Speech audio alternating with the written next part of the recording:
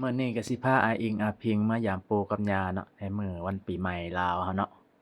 จากท่าปังทองไปพุ่นละแถวท่านำพองติ้วนำพองท่าเฮาบ้านเฮาพุ่นละเนาะประมาณ100กว่ากิโลพุ่นละเนาะเพื่อสิมาฮอดพุ่นก็ได้เอาเริ่มออกเดินทางกันเลยภูตัวนี้งามนี่ตัวนี้มันวิวตัวนี้ถ่ายรูปงามสุดละพร้อมจอมภูสูงแหลมคักขนาดตัวนี้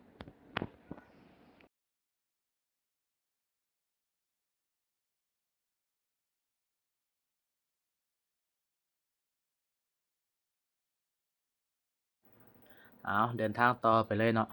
ระหว่างการเดินทางก็มีพออุบัติเหตุหน่อยหนึ่งเนาะงัวแล่นตัดหน้ารถวัยรุ่น3คันเนาะใครแต่คันหนึ่งมันบ่เจิดมาใส่รถเฮาเนาะเขาก็เจ็บเล็กน้อยเนาะถือว่าฟาดเคราะห์ไปตอนรับปีใหม่ก็แล้วกันเนาะ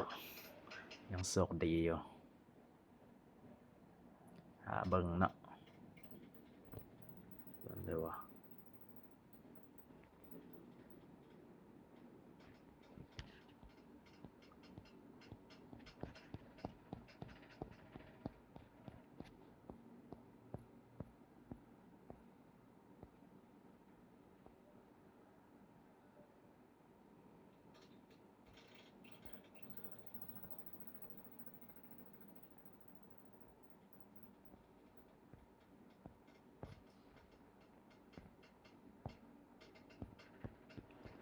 เอาไปต่อกันเลยเนาะพอดีเมื่อคืนนี่ฝนก็ตกแน่เนาะ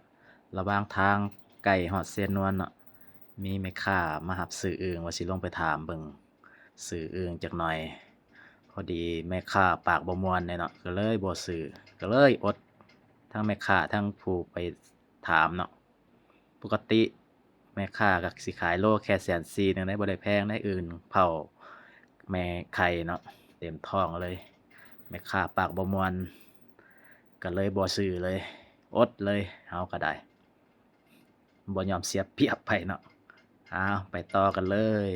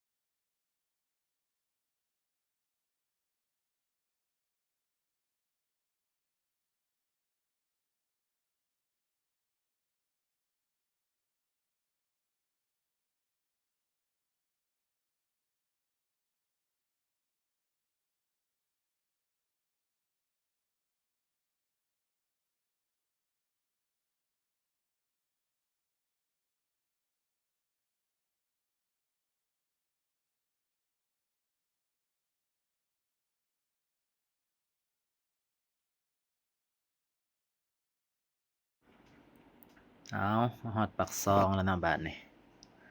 ก็หาแวะซื้อของฝากของตอนก่อนเนาะอยู่ห้านมินิมาร์ทนี่เนาะ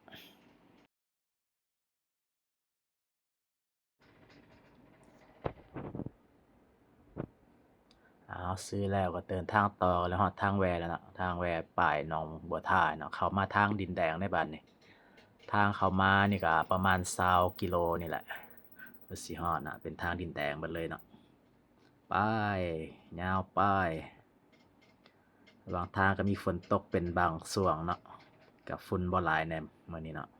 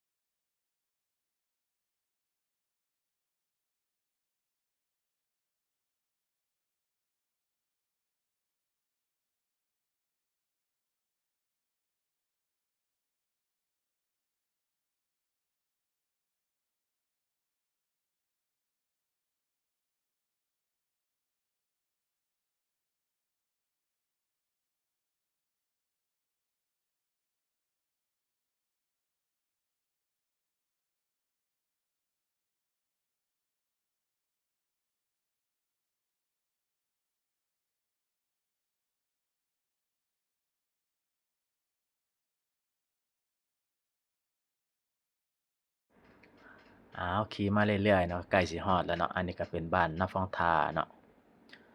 อยู่นี่แหละติดกับบ้านนาฟองติ๋วเฮานี่เนาะมีนาว่านาฟองทานาฟองติ๋วเนาะเผ่าผู้ไทย3บ้านเฮาฮอดแล้วว่าแต่ฮอดอาอิงเพิ่นก็นั่งหลับเลยเนาะให้นอนดีๆเพิ่นก็บ่นอนเด้เพิ่นนี่นั่งหลับฟุบใส่เบาะรถเลยเพิ่นว่าฮอดจุดหมายปลายทางลืมถ่ายตอนรถส่งปู่กับย่าเนาะขอจบเท่านี้